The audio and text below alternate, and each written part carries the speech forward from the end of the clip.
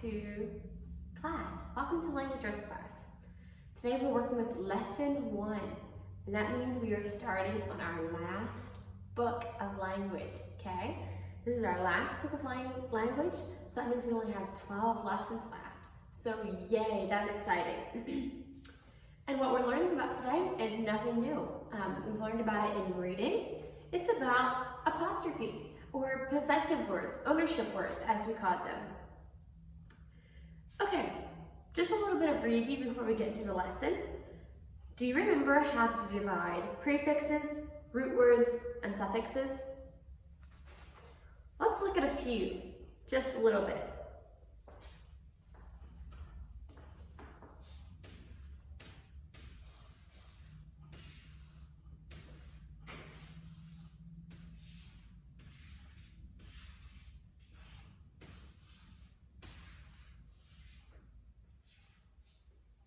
Okay, now this is one in your lesson, so that's why we're going to look at it.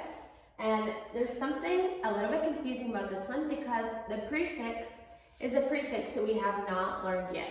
Okay, soon we're going to learn that im is a prefix. This word is impressing. Im is a prefix. So right away we know we're going to divide between im and press because im is a prefix. Okay, so im is a prefix. And then pressing. Is there any suffix? First we look for a prefix. Is there a prefix? If there is, mark a line between the root word and the prefix. Then you think, is there a suffix? So let's look at this word, ing. Is ing a suffix? Sure it is. Draw a line right here. Is press still a word? Sure. So we have the word impressing. Okay? They're the prefix, root word, suffix. Remember, it's just like a train. The prefix is like the engine, press is like the middle car, and the suffix is the caboose, right? Okay, so impressing, you divide between, first you look if there's a prefix. There's a prefix, put a mark. Then you look if there is a suffix. If there's a suffix, put a mark. Then make sure your root word still makes a word, okay? If it does not make a word, the last letters may not be a suffix, even if they look like it. So do that part carefully. So yes, this one is in your lesson, and im is a prefix. You have not learned it yet, but it is a prefix. So yes, that's why we did that one on the board. Okay. Do you remember how to count syllables? Remember how to clap and count syllables? This is what you learned at home the one day. So we're going to talk just a little bit about it. Let's think of a word. Look at the word desk. The word desk. Let's say it and clap it out. Desk. Desk. It's one syllable, right? Because we clap one time as we say the word desk. Now let's say the word like chalkboard. Okay? Let's say that one. Chalkboard. Chalkboard. How many syllables does that one have? How many claps did we do? Watch carefully. Chalkboard. It's 2, right? Let's think of some other words. Let's look at this word, the word elephant. This is a big word. Elephant. Elephant. How many was that one? Elephant. That was 3, right? So yes. Here's another one. Thunderstorm. Thunderstorm. Thunderstorm. How many was that one? Clap with me. Thunderstorm. It was 3, right? What's some more? Let's do window. Let's do this one. Window. Window. Window. It's 2, right? Do this one. Workbook. Workbook. Workbook. Workbook. It's another 2 one. Chair. Chair. Chair. Chair. Chair. 1, right? So yes, you clap it out and count the syllables.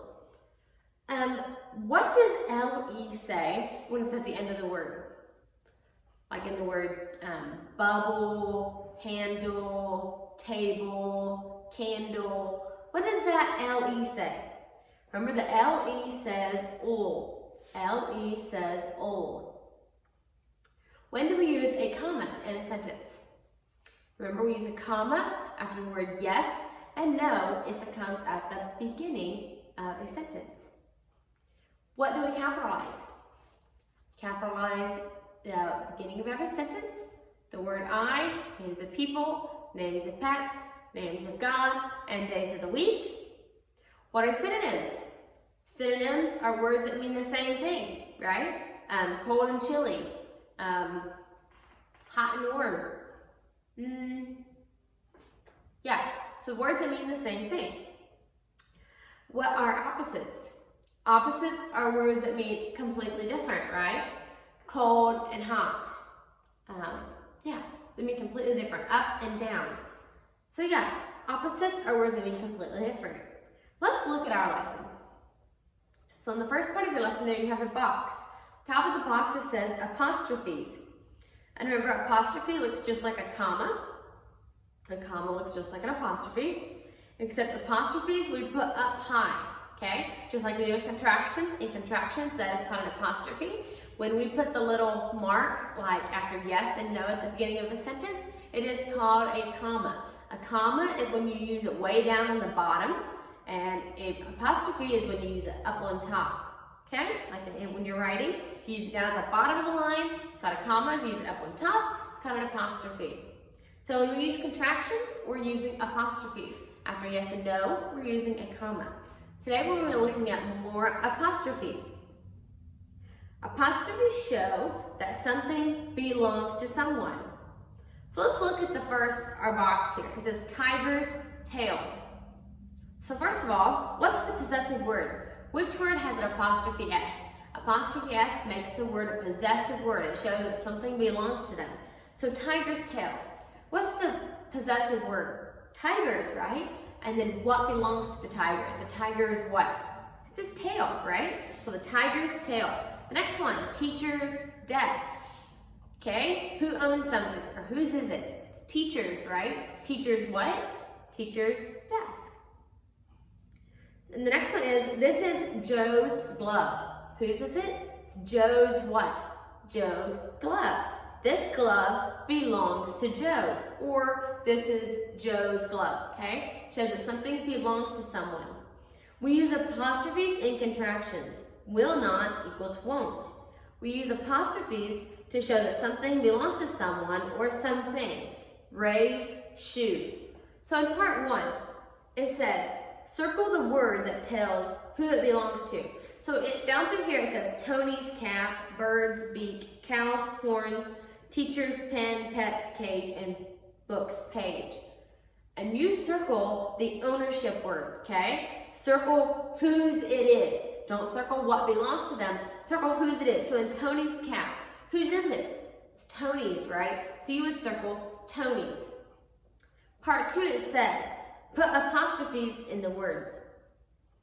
Tom's hand, cat's paw, and it gives you a bunch of those. Where do you put the apostrophe? Remember, you put the apostrophe. Let's do one here. Tom's hand. We're going to write Tom's right here. And that's how it's spelled. You always put the apostrophe right before the S. Okay? Tom's hand. Just like that. We will learn one exception to the rule, but for right now, you always put the apostrophe right before the S. So all of your words will end with apostrophe S. Okay? Top of the next page is part 3. Divide the root word from the prefix and the suffix. So you're simply going to put a line between the prefix if there's one, and a line between the suffix if there is one. And yes, remember, impressing is one, in is a prefix. So do those carefully. What are our other prefixes? Our other prefixes are a, in, un, d, and dis, right? So if you see any of those, and then in, make sure to divide those as the prefix. And then the other one you divide is the suffix.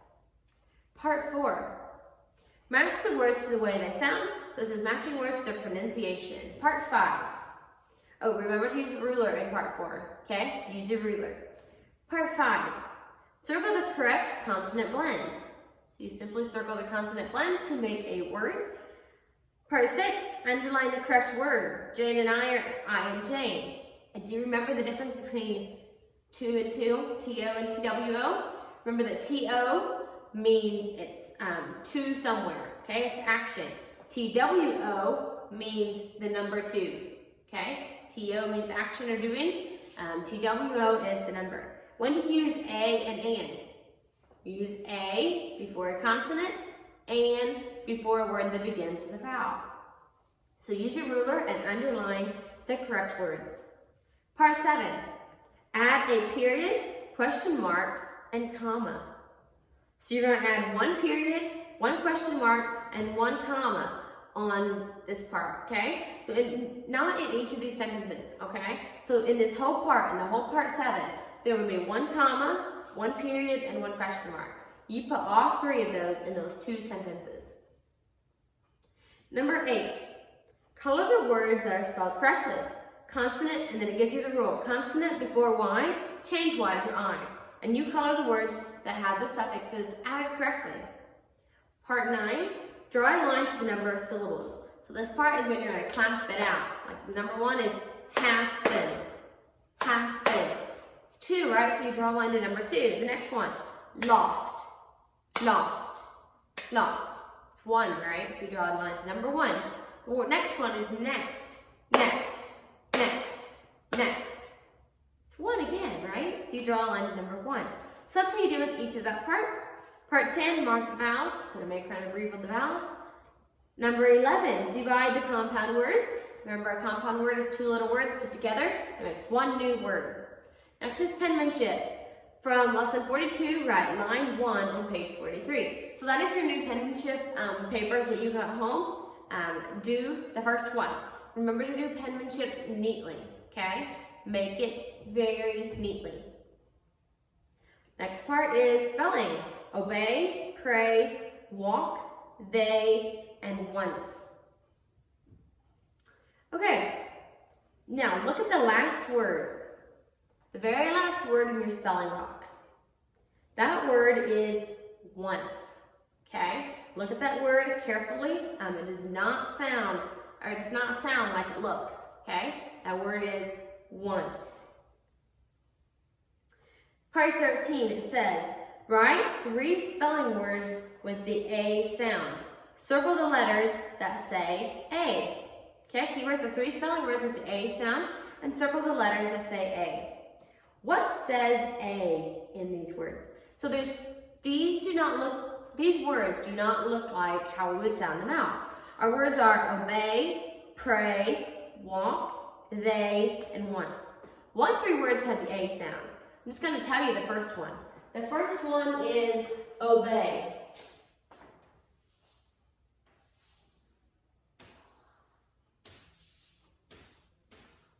And the word obey.